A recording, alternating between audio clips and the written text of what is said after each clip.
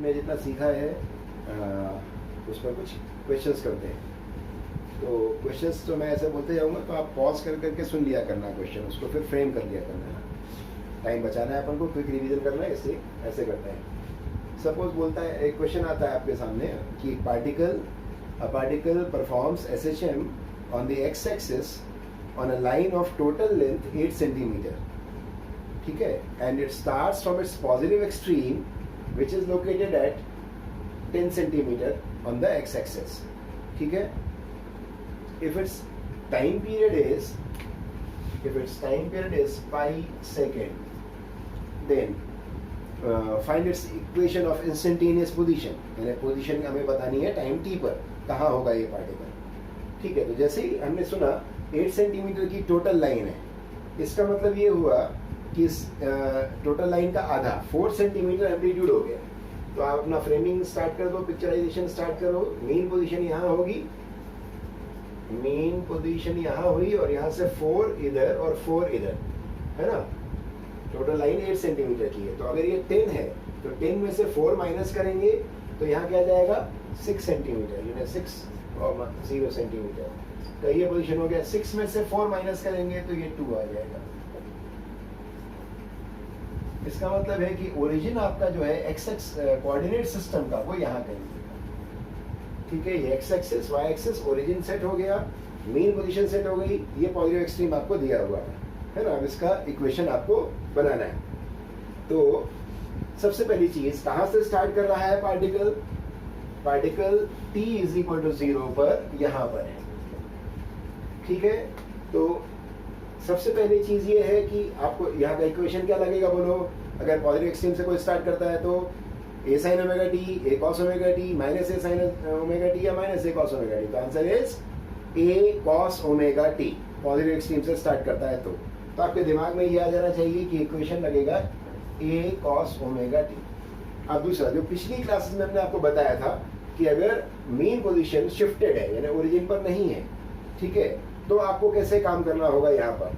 तो आप सबसे पहले ये देखो कि कहाँ पर है आपकी mean position. x is equal to 6, ठीक है, x इज इक्वल टू 6 पर मेन पोजीशन है। आप इस नंबर को इधर ले लो, x minus 6 is equal to 0। इसको देखते साथ आपको पिछले क्लास का याद आ रहा होगा, मैंने आपको पिछले दिन ऐसा एक क्वेश्चन कराया था कि माइनस के x माइनस 2, बताओ ये SHM है कि नहीं। तो आपने आंसर दिया था कि SHM है, लेकिन इसका मेन पोजीशन वहां होगा जहां ये चीज 0 होगी, ये चीज 0 होगी, ठीक है। और ये 0 होगी कहां पर, x minus 2 is equal to 0। तो आपने पिछले दिन बताया था कि इस SHM की मेन पोजीशन यहाँ है, ये उसका रिवर्स क्वेश्चन हो गया। आपको ये पता चल गया कि मेन पोजीशन कहाँ है, तो आप इसको इस गेटअप में ले आओ, यानी ऐसी चीज जिसको 0 करना हो, तो इसको इधर लाए और इसको 0 कराए, यानी ये चीज हो गई आपकी x के जैसी चीज हो गई। जैसे x is equal to a cos omega t होता है ना, तो x के जैसी चीज क्या हो गई आपकी ये। तो सीधे जाइए, x minus 6 is equal to a cos omega t लिख दीजिए। ये कैसे पता कर लिया था, पॉजिटिव एक्सट्रीम से इक्वेशन ये लगना था। अब मेन पोजीशन शिफ्टेड था, उसके लिए आपको ये वाला तरीका ध्यान आना चाहिए था कि पहले आप ये देखो कि मेन पोजीशन कहाँ हो रही है, SHM की x इज इक्वल टू 6 पर, ये लिख दिया। अब ये इसको ऐसे अरेंज करिए इससे राइट हैंड साइड पे 0 बन जाए, ये नंबर चाहे प्लस हो चाहे माइनस, उसको उधर ले जाइए। तो x माइनस 6 इक्वल टू 0 हो गया। ये आपके x के जैसी चीज हो गई, क्योंकि जब यहाँ ये 0 होगा वही मेन पोजीशन होती है ना। ये पिछले क्लास से अपने रिकॉल कर लिया उसको। तो ये सीधे यहाँ फिट कर दो, ये आपका आंसर हो गया। x इक्वल टू 6 उधर गया, प्लस a, एम्पलीट्यूड कितना है 4 cos ओमेगा, ओमेगा यानी 2 पाई बाई t, t कितना है पाई इंटू t, ठीक है। तो आंसर हुआ इस क्वेश्चन का x equal to 6 plus 4 cos 2t। Got the point, ठीक है। तो ये एक क्वेश्चन हो गया आपका उस बात के लिए कि आपको इक्वेशन बनाते आना चाहिए कि इक्वेशन कैसा होगा SHM का, ठीक है। चलिए मैं अगला क्वेश्चन लेता हूं।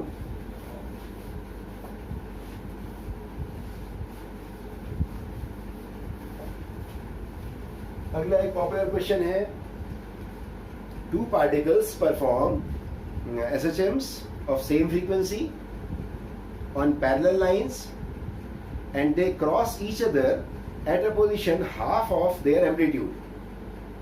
ठीक है, find the phase difference between them. तो दो पार्टिकल पैरेलल लाइंस पे एसएचएम कर रहे हैं, दोनों की फ्रीक्वेंसी सेम है, दोनों एक दूसरे को क्रॉस करते हैं अपने एम्पलीट्यूड के हाफ पर, तो दोनों के बीच का फेज डिफरेंस आपको बताना है। ठीक है, तो आपको ये ध्यान रखना चाहिए कि जैसे हमने वो इंटरप्रिटेशन में सीखा था, उसी डायग्राम को मैं ले लेता हूँ, या आप एक्स एक्सिस में प्रैक्टिस कर रहे हैं उसी को ले लेते हैं। This x is equal to ए,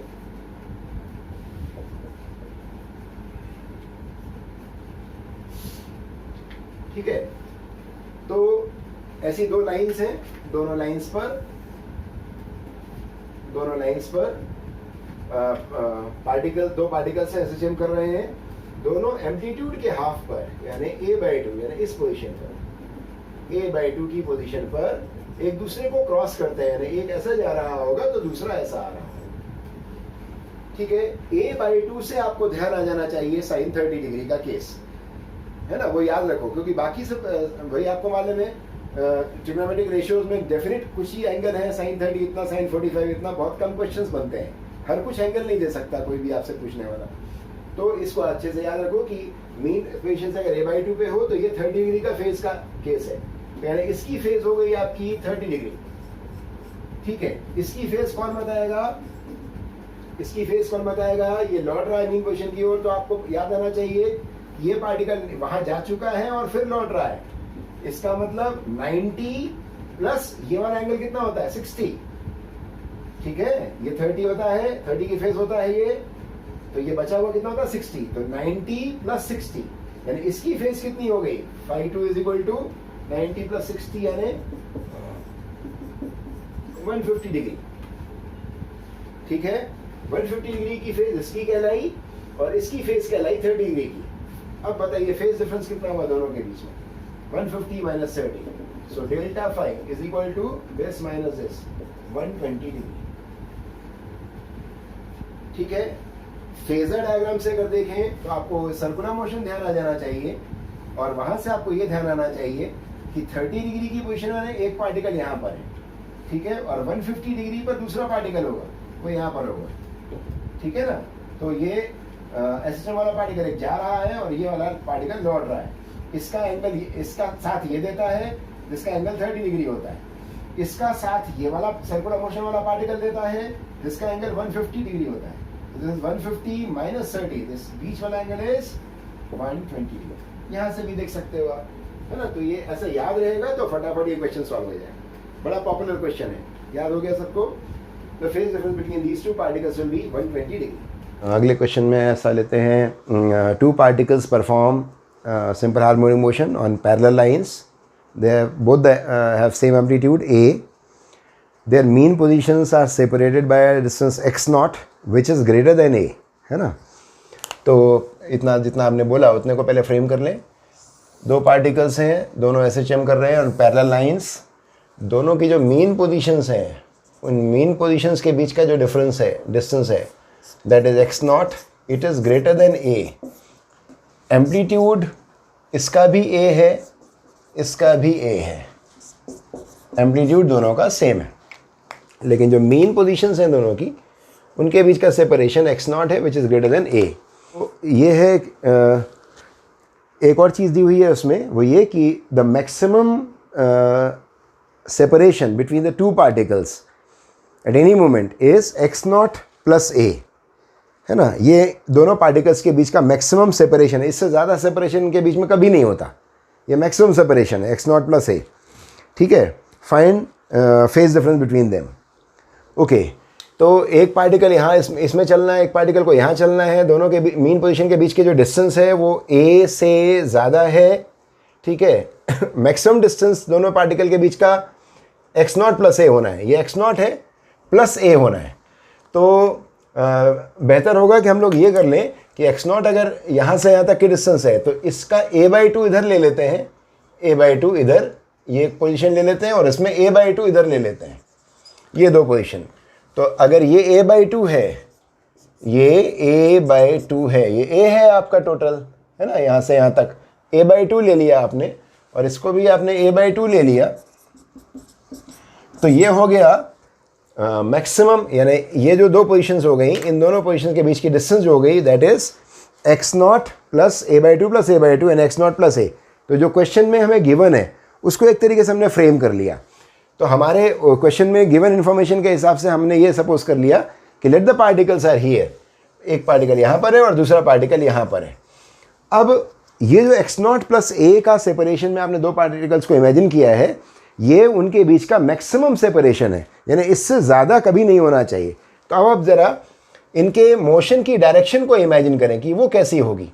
तो अगर मैं इसका इधर की ओर मोशन ले लेता हूँ, इसका इधर की ओर मोशन ले लेता हूँ, ठीक है, ये इधर जा रहा है और ये इधर जा रहा है, तो अभी x0 प्लस a का सेपरेशन है, अभी थोड़ी अगले मूवमेंट पर ये ज़्यादा हो जाएगा और ज़्यादा हो जाएगा।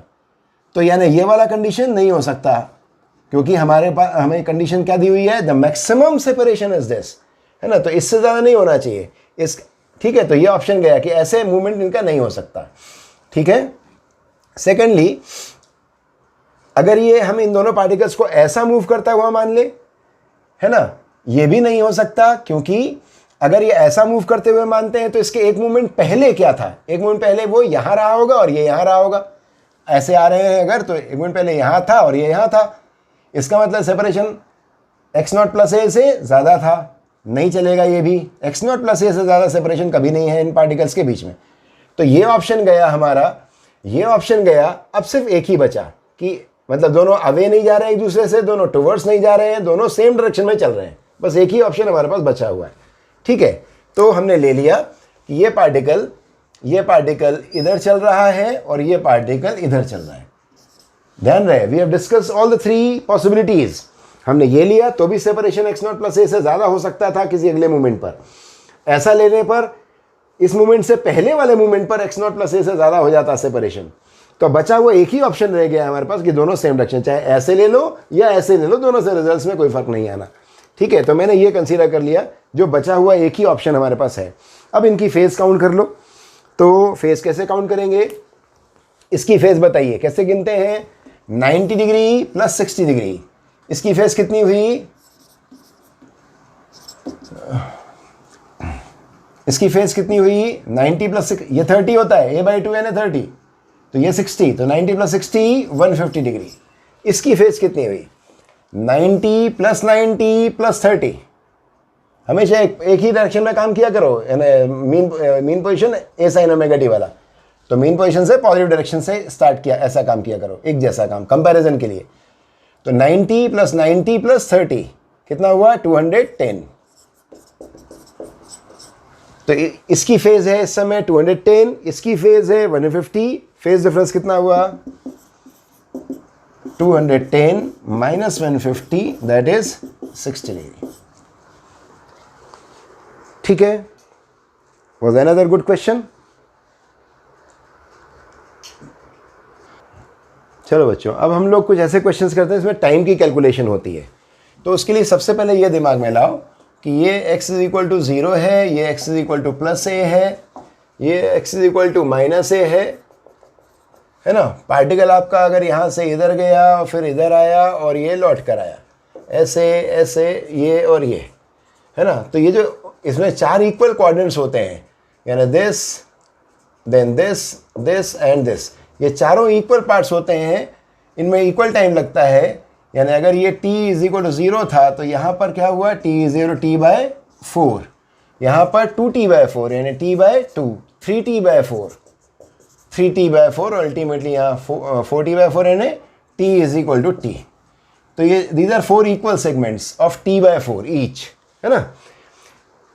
ओके, तो ये टाइम का पहले ये दिमाग में रख लो, इसके बाद अपन क्वेश्चन उठाते हैं। मान लो हमसे किसी ने क्वेश्चन पूछा ड्यूरिंग अ कंप्लीट साइकिल, पिछले साल नीट में ये पूछा था, during a complete cycle of pendulum या simple harmonic motion average velocity बताइए। तो अगर एवरेज वेलोसिटी बताना है, average velocity during a complete cycle, तो यानी कहीं से भी कहीं तक का मेजर कर लो, यहाँ से यहाँ गया और फिर लौट कर वापस ही आया, तो टोटल डिस्प्लेसमेंट कितना हुआ 0। चाहे एक कॉर्नर से उधर जाकर लौट कर आना तो भी टोटल डिस्प्लेसमेंट, एक साइकिल में टोटल डिस्प्लेसमेंट 0 होता है ना। Total displacement upon time. तो in one cycle average velocity in one cycle, एक कंप्लीट साइकिल में, तो फॉर्मूला ये हुआ एवरेज वेलोसिटी का, टोटल डिस्प्लेसमेंट 0, टाइम लगा t, दैट इज 0। तो average velocity in a complete cycle will be 0।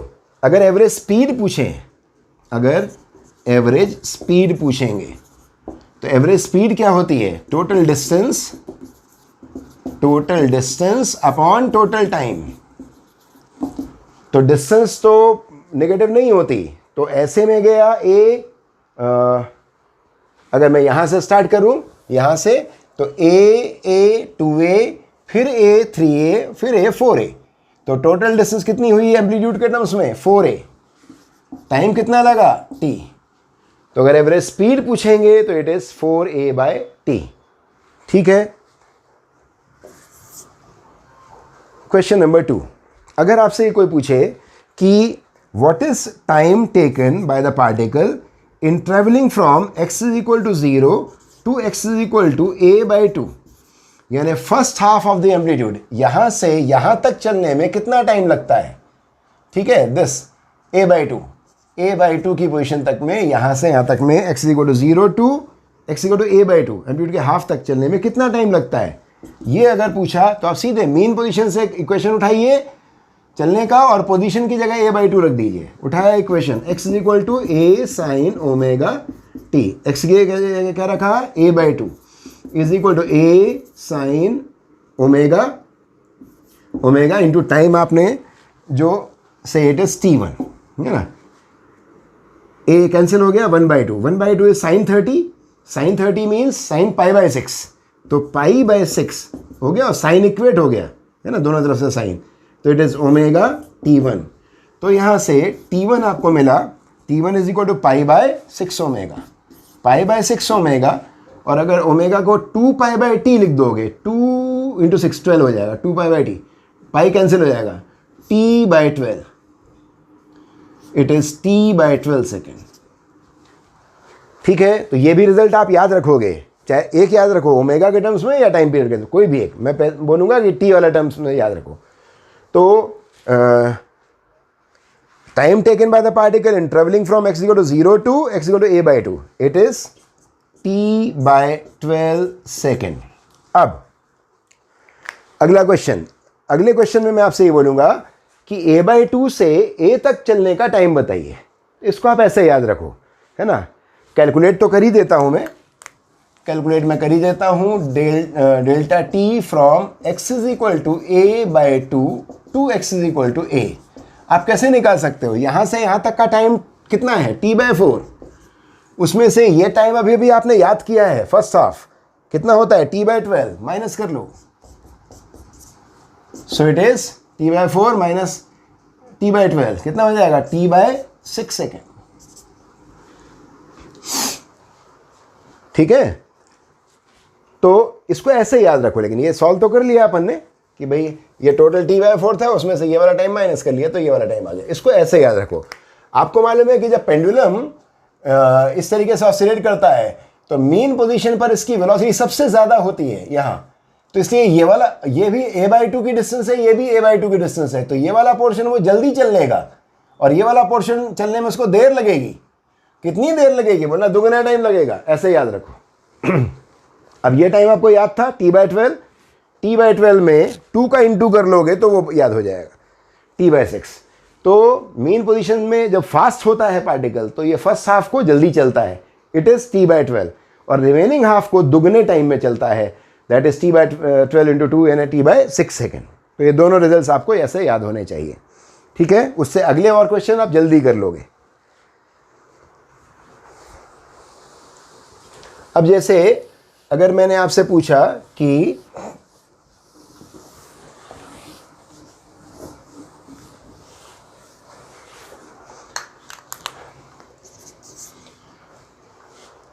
find magnitude of average velocity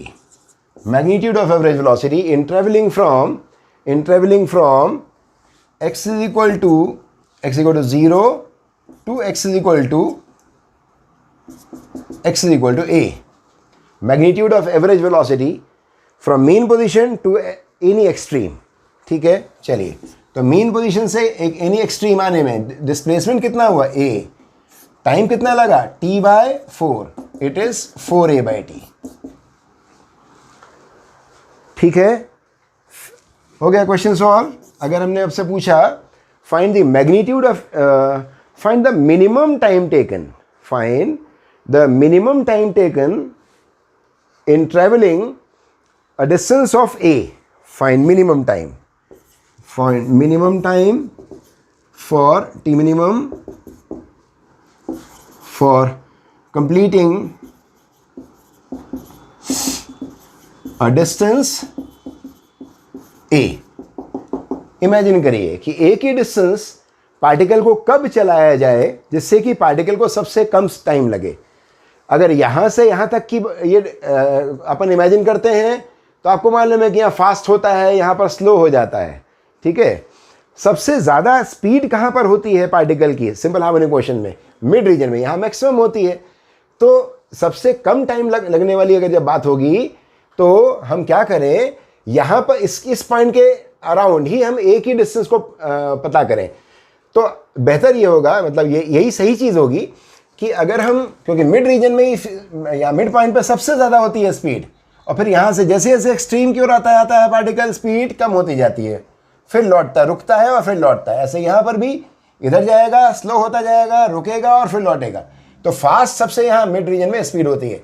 तो अगर हम ये इमेजिन कर लें कि इस क्वेश्चन में मिनिमम टाइम तब लगेगा जब पार्टिकल a/2 से -a/2 तक चलेगा, यानी ये जो डिस्टेंस होगी a, इस डिस्टेंस को चलने में पार्टिकल सबसे कम टाइम लगेगा। ये डिस्टेंस a है ना, a/2 टू a, -a/2 या यहाँ से यहाँ, कोई भी बात कर लो, तो यहाँ से यहाँ तक चलने में पार्टिकल को मिनिमम टाइम लगेगा। Is that clear? अब ये डिस्टेंस तो हो गई a, टाइम कितना लगेगा, टाइम आपको मालूम है ये वाला कितना था, t/12 था कि नहीं? अगर वो याद रखोगे तो ये फ़ायदा होगा। ये वाला टाइम होता है t/12, यही टाइम ये भी है ना, तो t/12 प्लस t/12 कितना हुआ, t/6, डिस्टेंस इज a, ठीक है। तो मिनिमम टाइम अगर पूछा था delta t minimum is equal to, तो आप क्या बोलोगे, t/a की डिस्टेंस चलने में मिनिमम टाइम कितना लगेगा, t/12 plus t/12, that is t/6 second, ठीक है। इसी मूवमेंट के दौरान अगर हम आपसे पूछें कि इस यहाँ से यहाँ आने में एवरेज वेलोसिटी बताइए, एवरेज वेलोसिटी का मैग्नीट्यूड v एवरेज, तो distance is a, this is t/6, this 6a/t,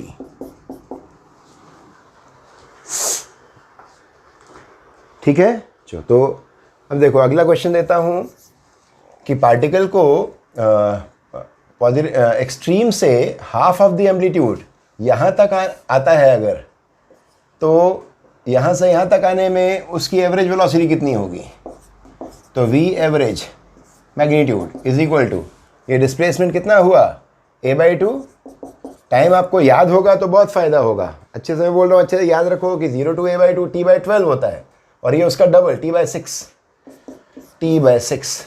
it is 3a/t, ठीक है। तो ये कुछ रिजल्ट्स को याद रखेंगे अपन तो बहुत जल्दी काम हो जाएगा। हाँ बच्चों, तो अब हम उस फेज़ में आ गए हैं जब हमें पता चल गया है कि पार्टिकल जब SHM करता है तो उसकी जो पोजीशन है वो टाइम के साथ साइनसॉइडली चेंज होती है।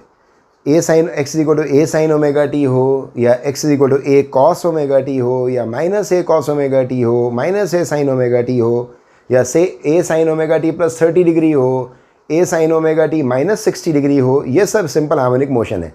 यानी समरी ये निकली कि अकेला एक सिंगल, और वो भी लीनियर फंक्शन, साइन का स्क्वायर नहीं चलेगा, साइन क्यूब नहीं चलेगा, इन जनरल अगर मैं बात कर रहा हूँ, तो सिंपल हार्मोनिक मोशन का जो पोजीशन का टाइम के साथ रिलेशन है वो है x equal to a sine omega t. अब मैं सिंप्लीफाइड वे में बात कर रहा हूँ, आपको बता चुका हूँ यहाँ +30 -30 +90 -90 सब हो सकता है। मैं कोई एक इक्वेशन लेकर आगे बढ़ता हूँ। तो ये इस टाइप का गेटअप होना चाहिए पोजीशन का टाइम के साथ फंक्शन, ठीक है। तो हम यहाँ पर काम करें कि कब इस फंक्शन में कैसे कैसे चेंजेस हो सकते हैं। अगर हमसे किसी ने पूछा कि एक पार्टिकल एक्स एक्सिस पर मूव करता है, ठीक है, और उसकी पोजीशन जो है x is equal to a sine omega t cos omega t है, तो क्या ये SHM है, और अगर SHM है तो इसका टाइम पीरियड बताइए। ठीक है, तो आप देखिए कि क्या आप इसको एज अकेले साइन या कॉस में बदल पाओगे। बस आप ये ट्राई करो, तो आपको थोड़ी सी ट्रिग्नोमेट्री अगर याद आए तो two sine theta cos theta sine 2 theta होता है। तो अगर मैं सॉल्यूशन करूँगा इसका, तो मैं ये करूँ कि मैं इसमें 2 का डिवाइड करता हूँ, है ना, 2 का डिवाइड करता हूँ और 2 का इंटू करता हूँ, तो 2 sign omega t cos omega t ये हो गया। Now this is a by 2 sign theta cos theta is sine 2 theta. ठीक है, तो ये आ गया आपका अकेला साइन या कॉस का फंक्शन आ गया। सामने तो कोई भी नंबर लिखा हो सकता है, वो एम्पलीट्यूड कहलाता है। तो यस, इसको बनाने के बाद अब आप बोलोगे कि yes this equation is SHM, simple harmonic motion है ये। एम्पलीट्यूड कितना है, एम्पलीट्यूड इज a बाई 2 है, ना कि a, है ना, वो 2 का डिवाइड करने के बाद अब जो बनेगा वो एम्पलीट्यूड कहलाएगा। एंगुलर फ्रीक्वेंसी ये है, जो t का कोफिशिएंट होता है वो एंगुलर फ्रीक्वेंसी कहलाता है। तो एंगुलर फ्रीक्वेंसी कितनी है इस SHM की, इट इज 2 ओमेगा।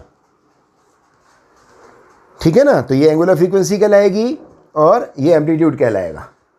ठीक है, अब देखो, अगर मान लो आपसे पूछा गया कि एक पार्टिकल एक्स एक्सिस पे मूव करता है और उसकी position a sine square omega T से दी जाती है, क्या ये SHM है वगैरह वगैरह, तो आप सिर्फ अपना दिमाग लगाइए।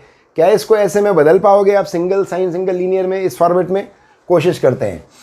तो सॉल्यूशन उठाया आपने और a साइन स्क्वायर थीटा का आपको हाफ एंगल फॉर्मूला अगर याद आएगा तो कॉस 2 थीटा वाला फॉर्मूला, तो it is 1 minus cos 2 theta by 2 ये होता है। Sine square theta is 1 minus cos 2 theta by 2। Cos square theta होता तो 1 प्लस कॉस 2 थीटा बाय 2 होता।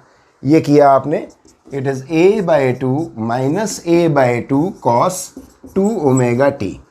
ठीक है, दैट इज x, इस a बाय 2 को इधर लाए आप, x minus a by 2 is equal to minus a by 2 cos 2 omega t. अब जरा देखिए, ये इक्वेशन आपको क्या लगता है, क्या ये SHM का है? बोलना। इधर देखा तो यस, अकेला साइन या अकेला कॉस, सिंगल साइन या सिंगल कॉस है, कोई प्रॉब्लम वाली बात नहीं, इस माइनस से कोई प्रॉब्लम नहीं। आपको पता है कि आगे अंदर जाके हम 90 माइनस कर देंगे तो ये माइनस हो जाएगा, है ना, नेगेटिव एक्सट्रीम से स्टार्ट होने पे माइनस पाई बाई 2 हो जाता है। इधर देखिए, इधर कोई प्रॉब्लम है क्या अपने को? नहीं, क्योंकि ये मीन पोजीशन, इसका मतलब क्या होता है, मीन पोजीशन शिफ्टेड है। कहाँ पर है mean position? x is equal to a by 2 पर, कोई प्रॉब्लम वाली बात नहीं है। यस, ये इक्वेशन आपको जो दिया था ये SHM है, सिंपल हार्मोनिक मोशन है। इसका एम्पलीट्यूड कितना है, a डैश, एम्पलीट्यूड है a बाई 2। एंगुलर फ्रीक्वेंसी कितनी है, omega dash is equal to 2 omega. और मीन पोजीशन कहाँ पर है, जब इसको आप 0 करोगे तो x is equal to a by 2। तो mean position is at x is equal to a by 2। Clear? इसी क्वेश्चन में एक बहुत अच्छा पॉइंट होता है, और वो ये होता है, अगर मैं आपको ये बोलूं कि अ फंक्शन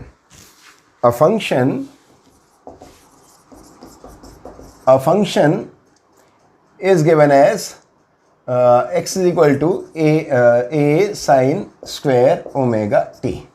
ये फंक्शन नाम से बोला आप इस चीज़ को, तो फंक्शन के नाम से अगर इस क्वेश्चन को दिया जाएगा तो फिर ये SHM नहीं है। तो तब हम आंसर बोलेंगे ऑसिलेटरी मोशन है, हार्मोनिक मोशन है, ऑसिलेटरी बट नॉट SHM। ठीक है, oscillatory but not SHM। Okay, कारण उसका ये है कि position can be shifted, position को शिफ्ट कर सकते हो। ये फंक्शन दे दिया, फंक्शन का मतलब ये हुआ कि कोई भी क्वांटिटी फिजिक्स की आप इसकी जगह ले सकते हो, इसकी जगह pressure, density, kinetic energy, potential energy.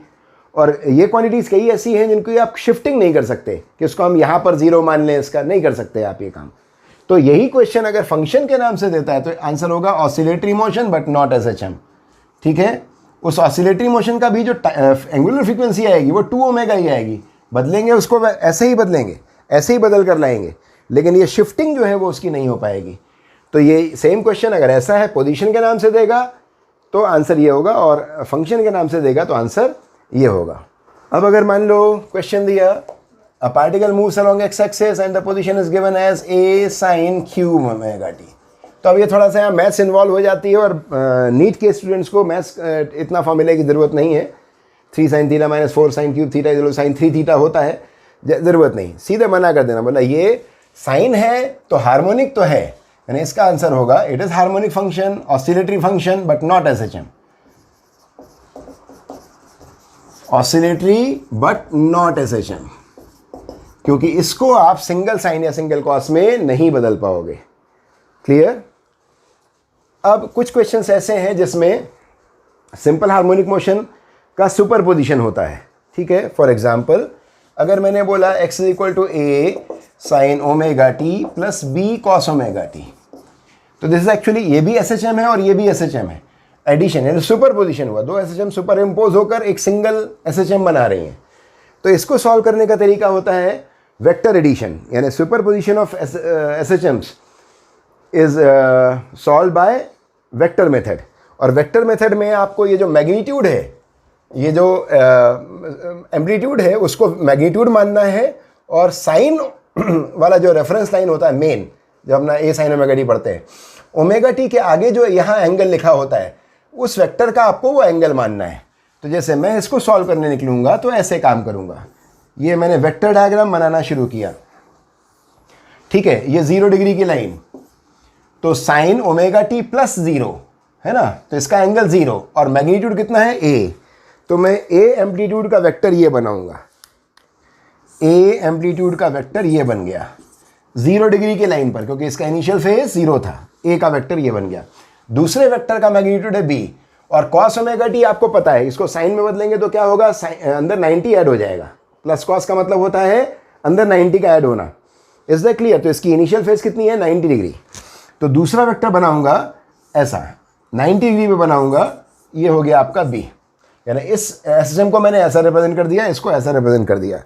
Now this is your resultant, ये आपका रिजल्टेंट हो गया, ठीक है। कितना हुआ, under root of a square plus b square, और ये एंगल हो जाएगा tan theta is equal to b by a, तो tan inverse b by a, tan inverse b by a, तो यानी ये जो है, yes it can be written as under root of a square plus b square sign omega t plus theta, where theta is here, theta is tan inverse b by a, है ना। और ये single sign है, अकेला sign है, yes it is SHM, तो SHM हुआ ये आंसर, और SHM हुआ, इसका एम्पलीट्यूड कितना हुआ, a is equal to under root of a square plus b square, initial phase कितनी हुई, tan inverse b by a, ये आपका इस क्वेश्चन का आंसर हो गया। ये भी बड़ा पॉपुलर क्वेश्चन है, याद रखो। अगर क्वेश्चन ऐसा है x is equal to a a1 sine omega t plus phi 1 plus a2 sine omega t plus phi 2, तो SHM है या नहीं, और है तो कितना एम्पलीट्यूड है, ये सब बताना है। आपने सॉल्यूशन उठाया, अगर फ्रीक्वेंसी वाला टर्म सेम होता है ना, तो ये SHM तो कंफर्म होता है, कोई दिक्कत वाली बात नहीं। हाँ, चूंकि एम्पलीट्यूड अगर निकालना है तो काम करना पड़ेगा। ये आपने वेक्टर डायग्राम बनाना शुरू किया, फर्स्ट वेक्टर का मैग्नीट्यूड a1 है, और इसका एंगल जो है, अगर ये 0 डिग्री की लाइन है तो यहाँ से phi 1 के एंगल पर, this is your first vector, this is a1 at angle phi 1। Second vector a2 के मैग्नीट्यूड का है, और उसका एंगल है phi 2 from the same reference line, तो ये आपका a2 हो गया। पिछली बार हमने ट्रायंगल लॉ लगाया था वेक्टर का, इस बार थोड़ा सा कॉम्प्लिकेटेड है, इसलिए पैरेललोग्राम वाला डायग्राम बना रहे हैं। तो a2 का वेक्टर बनाया, और ये phi 2 का एंगल हो गया। ये आपने पैरेललोग्राम बनाया, पैरेललोग्राम कंस्ट्रक्ट किया, और ये आपका रिजल्टेंट हो गया। This is your resultant. और ये हो गया इसका इनिशियल फेज। तो आपको इसको देखते साथ याद आना चाहिए कि ये तो वेक्टर वाला एडिशन है, तो वेक्टर वाले एडिशन में आपको पैरेललोग्राम लॉ का वो मैग्नीट्यूड याद होगा। आप सीधे बोलिए कि यस इट इज़ SHM, ये SHM है और इसका एम्पलीट्यूड जो है, एम्पलीट्यूड है under root of A1 square plus A2 square plus 2A1A2 cos दोनों के बीच का एंगल, यानी φ2 माइनस φ1, जिसको फेज डिफरेंस कहते हैं, cos of φ2 minus φ1। A1 square plus A2 square plus 2A1A2 cos φ2 minus φ1। Initial phase phi कैसे बताओगे? tan इनवर्स, अगर वेक्टर का फॉर्मूला याद हो आपको तो, और अगर नहीं भी है तो आप यहां से काम कर सकते हो। ये एंगल आपको बताना है, ये A1 था और ये φ1 था, तो this was A1 cos φ1 and this is A1 sin φ1। ठीक है, ये वेक्टर आपका A2 है, तो पैरेललोग्राम के कारण ये भी A2 होगा, है ना, ये वेक्टर भी A2 होगा, तो ये इसका x कंपोनेंट और ये एंगल φ2 है। तो ये जो चीज़ होगी ये A2 cos φ2 और ये A2 sin φ2। तो tan थीटा tan फाई के सामने क्या किया जाएगा? परपेंडिकुलर, यानी A2 sin φ2 plus this means this A2 sin φ2 plus A1 sin φ1 upon base इसका A2 cos और इसका A1 cos। तो फाई इज इक्वल टू होगा tan inverse A1 sin φ1 plus A2 sin φ2 upon A1 cos φ1 plus A2 cos φ2। मान लो बच्चों अपने को अगला क्वेश्चन दिया हुआ है कि एक पार्टिकल x एक्सिस पर है, उसकी पोजीशन इस इक्वेशन से दी जाती है, यानी x equal to a sin omega t plus a sin omega t plus 2π/3 plus a sin omega t plus 4π/3। तो अपने को x के बारे में बताना है। जैसे ही क्वेश्चन देखा आपको समझ में आना चाहिए कि ये सुपरपोजिशन का केस है और वेक्टर एडिशन करना है।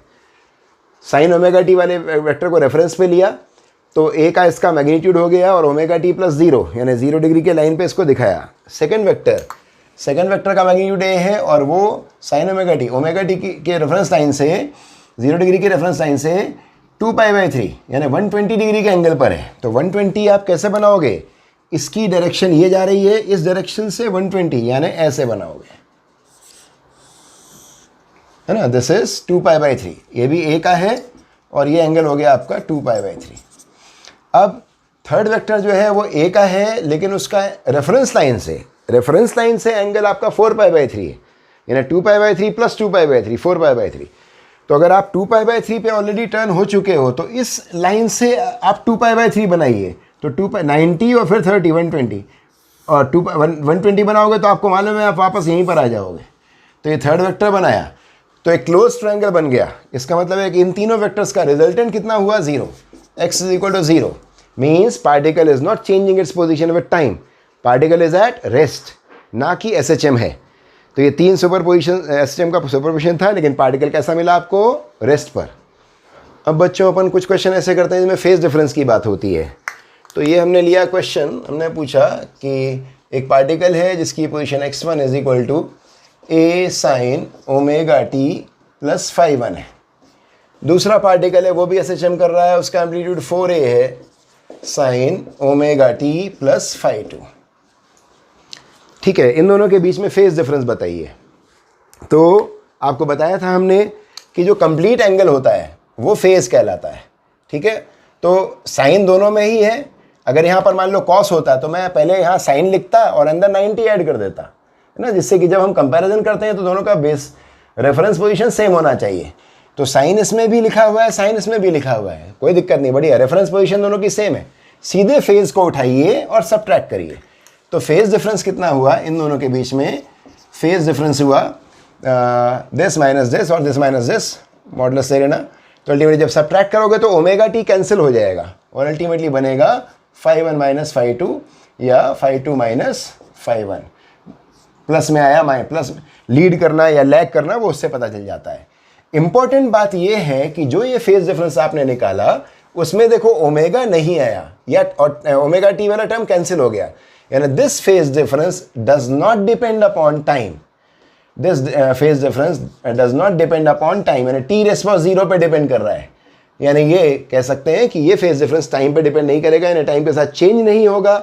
इसलिए इनका जो फेज डिफरेंस आ रहा है वो वही आ रहा है जो इनिशियल फेज डिफरेंस था। इनिशियल फेज देखो, इनिशियल फेज उसके जो डिफरेंस है वही ये कितने समय भी ऑसिलेट करते रहेंगे, लेकिन इनके बीच का फेज डिफरेंस हर समय इतना ही रहेगा, यानी जो उनका इनिशियल फेज डिफरेंस था। ठीक है, तो ये ध्यान रखने वाली बात है कि अगर फ्रीक्वेंसी वाला टर्म इक्वल होता है तो फेज डिफरेंस हमें हर समय कांस्टेंट रहता है और वो टाइम के साथ चेंज नहीं होता। इसीलिए सीधे आप इनिशियल फेज को सब्ट्रैक्ट करके फेज डिफरेंस बता सकते हो। फॉर एग्जाम्पल अगर मैंने बोला x1 इज इक्वल टू, अच्छा एक और बात यह है कि इसमें एम्पलीट्यूड का कोई रोल नहीं होता, फेज में एम्पलीट्यूड का कोई रोल नहीं होता। ये देखो इसका a था, इसका 4a था, ये बड़ा SHM है, वो छोटा SHM कर रहा है, लेकिन उससे कोई फर्क नहीं पड़ता। चलिए मैंने अगला क्वेश्चन लिया, मान लो 2 sin omega t plus 30 degree और x2 इज इक्वल टू लिया 3 sin omega t plus 30 degree या माइनस 30 डिग्री। ठीक है, और मैंने पूछा फेज डिफरेंस बताइए। तो फेज डिफरेंस इसमें देखो प्लस 30 लिखा हुआ है, ओमेगा टी है ना, दोनों में सेम, फ्रीक्वेंसी वाला टर्म सेम है, तो बस इसको देखना बंद कर, फ्रीक्वेंसी टर्म सेम है तो इनिशियल फेज के डिफरेंस से ही फेज डिफरेंस मिल जाएगा। तो आप इन दोनों को सब्ट्रैक्ट कर लो, 30 minus minus 30 will make it 60 degree. तो 60 डिग्री का फेज डिफरेंस है और जिसमें प्लस लिखा हुआ है वो लीड कर रहा है, यानी ये आगे चल रहा है पार्टिकल और ये पीछे चल रहा है, तो फेज डिफरेंस 60 कहलाएगा।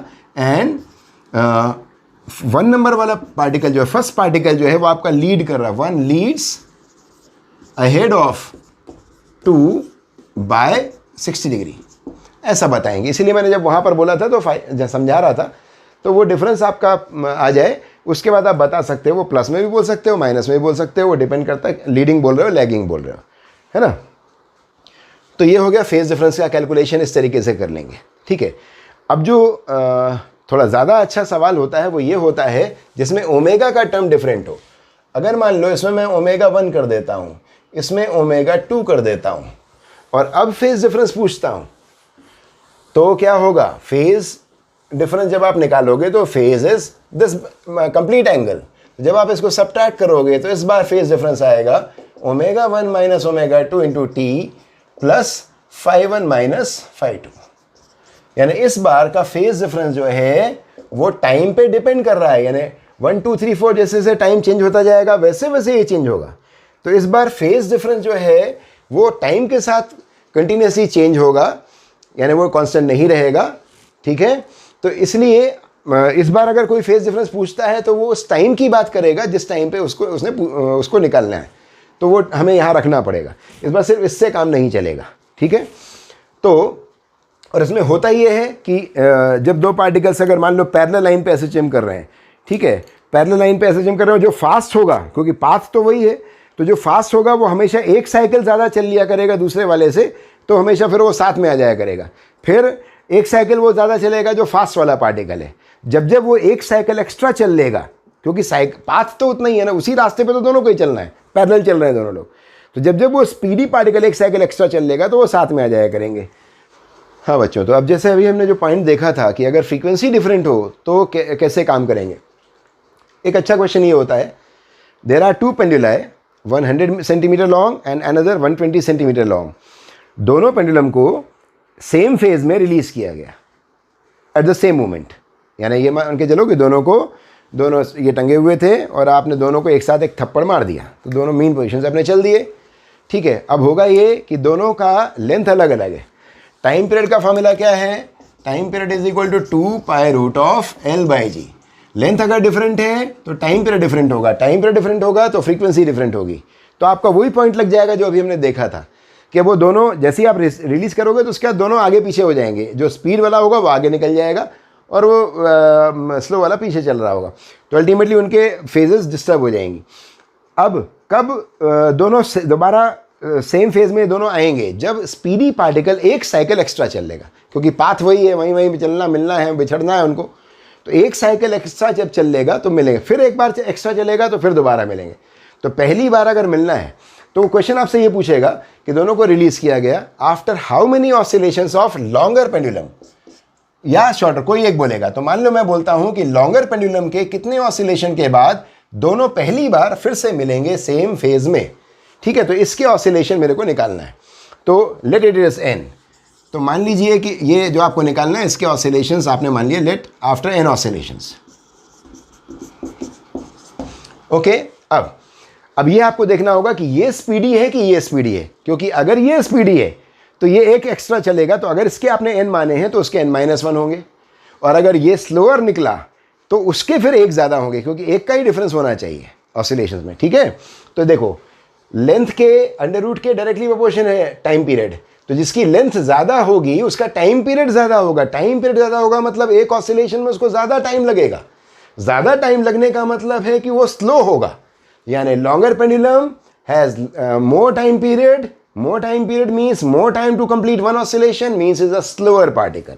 This is slower particle, ठीक है। ये slower है यानी ये स्पीडी हुआ, यानी अगर इसके n ऑसिलेशन हुए उतने टाइम में तो इसके n+1 होंगे, ठीक है। तो यहाँ ये इतना क्लियर हो गया, n+1 आ गए। अब मान लीजिए 5 बजे शाम को आपने दोनों को रिलीज किया था और 5:10 पर दोनों फिर से सेम फेज में मिले, तो वो 10 मिनट इसने कैसे गुजारे, इसने कैसे गुजारे वो 10 मिनट, तो हम बोलेंगे कि इसने कितने ऑसिलेशन किए उतने टाइम में n, और एक ऑसिलेशन में कितना टाइम लगता है t ऑफ दिस पेंडुलम, 121 वाले पेंडुलम का एक ऑसिलेशन का टाइम। तो इसका 10 मिनट ऐसे आ गया, एक ऑसिलेशन का time multiplied by n oscillation, वही 10 मिनट उसको भी लगे ना, 5 बजे रवाना किया था, 5:10 पे मिले, तो इसको भी वही 10 मिनट मिले।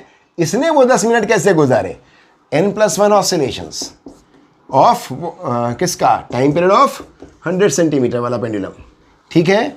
नाउ टाइम पीरियड के फॉर्मूले में 2πg, ये दो इधर भी आएगा उधर भी आएगा, तो आप सीधे लिखें n इंटू इसमें root of 121, here it is n+1 root of 100, clear. 11n is equal to 10n plus 10, so n is equal to 10. Okay 11n आ गया, यहाँ से 10n plus 10 आ गया, तो n is equal to 10 आ गया। n आपका कौन सा हुआ, ये जो आपने सपोज किया था, यानी आंसर हुआ आपका after 10 oscillations of longer pendulum both the penduli will once again be in same phase। फिर बोले सेकेंड बार कब मिलेंगे, बोला 20 oscillations of this। तीसरी बार कब मिलेंगे, 30 oscillations of this। अब वो सीधा मैथमेटिक्स वही लगता चला जाएगा। आया समझ में। अगर इसी क्वेश्चन में उसने ये बोला होता